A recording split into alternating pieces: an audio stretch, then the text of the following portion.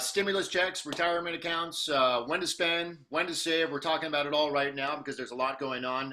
Joining us once again, Winnie Sun, co-founder of the Sun Group Wealth Partners. Thanks for taking the time, Winnie. Thank you for having me, Mike. Of course, I want to get right into the CARES Act. This is something that's more than 1,000 pages, specifically when it comes to the impact on retirement strategies out there. Let's start with the IRA and how that's impacted for people at home who have that, and whether or not they can withdraw and so forth and so on here. Absolutely. So if you have an IRA, which is an individual retirement account, if depending on which one you have, whether it be the Roth IRA or the traditional IRA, you might be looking at it and thinking, I might need to tap it because I need some money right now. So traditionally with the Roth IRA, you have a lot of flexibility, but many of us have the traditional IRA, which means that if we take out money before the age of 59 and a half, we normally would get hit with a 10% IRS penalty if we needed to use the money that for longer than 3 months time. So what this means is if you have an IRA and you're in a situation that either you've had the coronavirus or someone or your spouse has, or you've been negatively impacted financially of the coronavirus, you actually, thanks to the CARE Act, can take money out of your IRA now and pay it back within 3 years, and you won't incur that 10% penalty, and it'll be treated just like a rollover. So, no taxes will be due either. But if you went 4 years, you would have to pay that penalty. You would have to pay taxes for sure. Okay. Yeah, and the penalty if you're under the age of 59 and a half. So, that 3-year mark right now, how it stands is like the big number. Yeah. I don't have that, but I do have a 401k, and I've taken a loan out of my 401k before, and I've paid it back. I think they give you up to 5 years to pay that back. If someone were to do that today because they needed some cash during these times, is it something similar? Like, whether you be penalized or not, or are they expanding the years for the amount of the payback? Absolutely. So you can do the same thing with your 401k as well. You can take a distribution out. You'll be paying interest on those monies while you take the loan out, but you definitely have that flexibility. I would say that right now, if you're thinking of either going into your IRA or your 401k, it really makes sense right now to talk your strategy over with your financial advisor and your accountant to make sure you don't exceed that deadline. Because ideally what you want to do is make sure that either you pay yourself back within the 3 years, or if you know for sure that you're not going to be able to, maybe in year 2 or whatnot, then you can actually, you can pay those taxes over 3 years versus paying up all up front or all at the end. So you want to have a strategy in place for the taxes, because unfortunately in our experience, most people take out distributions from their IRA or their 401k and they generally don't pay it back. Okay. But if you can, at the same time, even if you take the loan, if you can continue to contribute to those accounts. Absolutely, especially if your employer gives you a match, even more reason to continue to collect those dollars. But every bit that if you're not taking a loan, I would say right now is a great time to actually consider increasing your 401k contributions, just because the market has been in such depressed levels compared to history. All right. Stimulus checks. Good news over the weekend. I know some individuals out there across the country are starting to receive those direct deposits into their accounts. I'm assuming more Americans, as we get along during this turn week, are going to see that money in their accounts.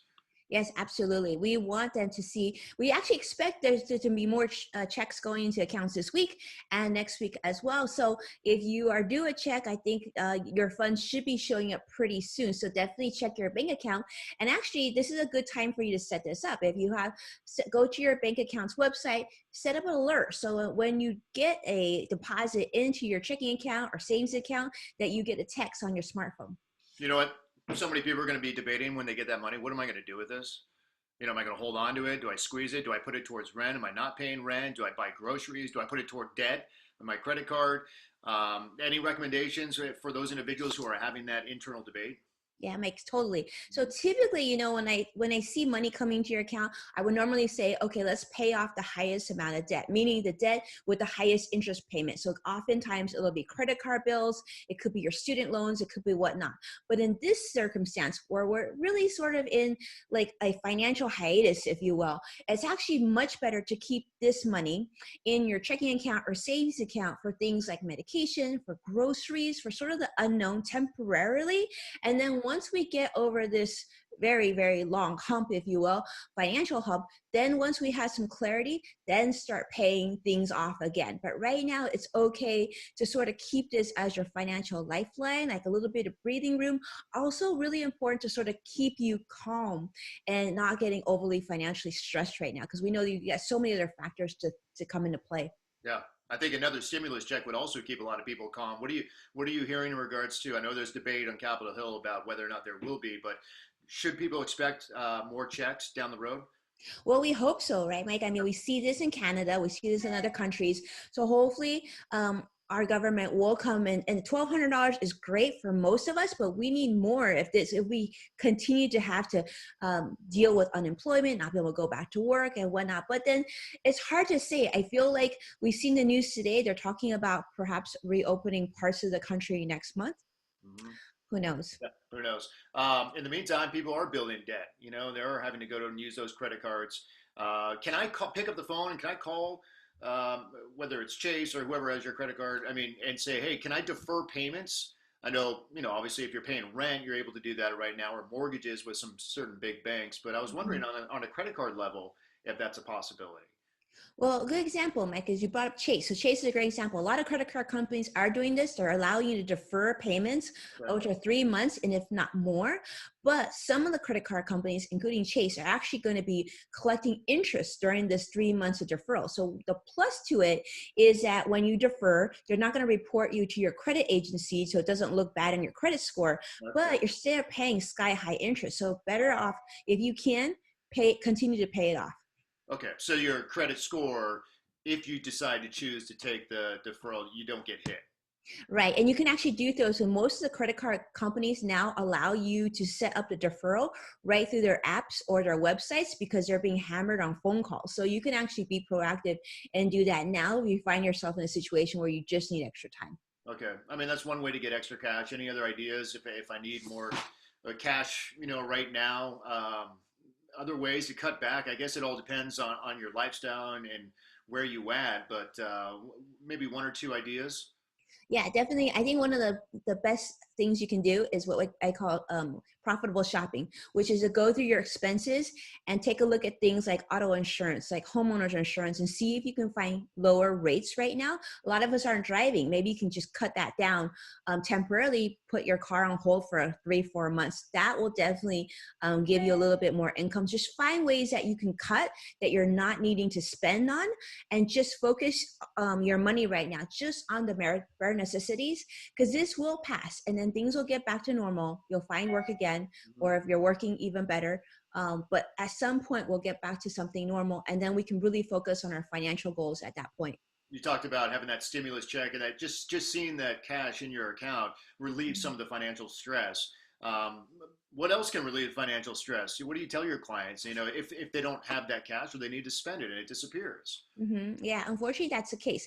I think right now, the thing that I would say that's best to sort of get over that financial stress is, number one, keep on top of news. Watch Mike, watch information come out so you get a better sense of what's happening, because there is good news as well as bad news, right? So there's a lot of good news coming out. Number two is to be proactive in your finances. So find out where you stand financially. Don't just pretend and hope it goes away. This problem's not going to go away, but if you know how much you have financially right now, you can seek out resources for help. Like, there's a lot of financial resources. Banks can help out, your friends, your family. You just got to reach out. So I would say that those two will make you feel a little better. And then at that point, just sort of talk about it. So find someone that you feel safe with, maybe your accountant, maybe just a neighbor, maybe a good friend that you can call up and talk about money with. Okay, I know a lot of people, and maybe I'm jumping a little bit here on this, but booking travel. I know we were supposed to travel to Colorado in July.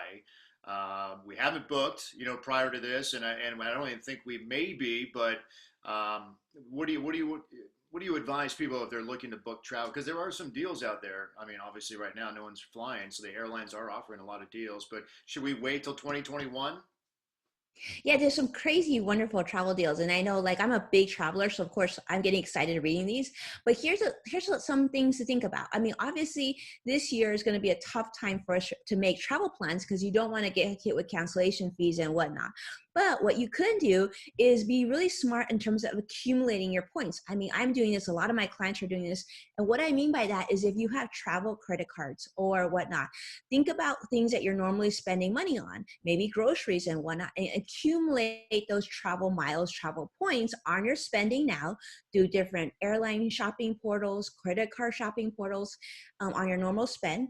Then save those points for the future. So at one point where it starts to look a little bit better, people are starting to go back, kids are starting to go back to school at that point, then you can start looking at making travel plans. And believe it or not, at that point, there's going to be a good chance that your travel expenses or your costs are going to be similar to what you see right now.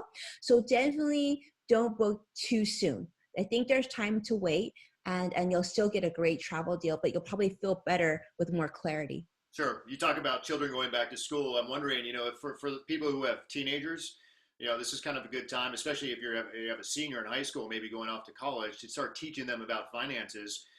I mean, this is a great time to start teaching them the highs and lows and the importance of savings. Oh, absolutely. I think, right now it's like sort of this could be for many of our kids, one of the biggest financial lessons that they'll ever learn. I mean, we learned this during 9/11 and the housing crisis and whatnot, but our kids totally understand. Even my 8-year-old completely understands the concept of a virus, but they also understand that we need to save money as a family, and they're seeing packages come through the door. So this is a great way to teach them about finances. And actually, if you want to, I even have a course on LinkedIn Learning that talks about how to teach kids about money Yeah. that you can go to. Can always start. I know my children, my one son, he's 9. He has 2 piggy banks.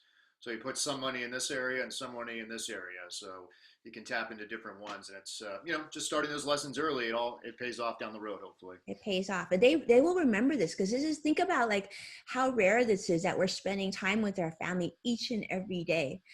And we actually are able to have them experience the things that we're experiencing. So I think what I would just say with parents is right now, take the opportunity to over communicate about your financial concerns and stresses and what's going well in the world too. And so that they can kind of go through that process with you. And I think this will make our children actually very good savers for the future because they've seen either if we've had an emergency fund or if we didn't plan, both sides of the coin. Great point. All right. Winnie Sun, co founder of Sun Group Wealth Partners. Thanks again for meeting with us. We appreciate it. Thank you so much, Mike, for your time. All right. Have a great week. You too.